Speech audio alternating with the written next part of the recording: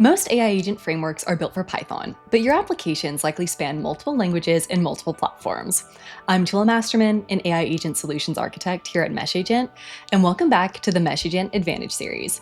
Today we're going to be talking about how MeshAgent complements your existing tech stack. MeshAgent is more than just an agent framework.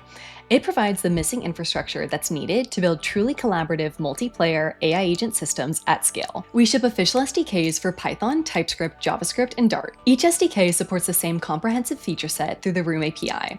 This provides features like real-time messaging, webhooks, file management, tool support, and more. Agent examples are available today in our Python SDK and are coming soon to TypeScript, JavaScript, and Dart. The TypeScript, JavaScript, and Dart SDKs also have additional UI features for agents to provide rich experiences in your applications.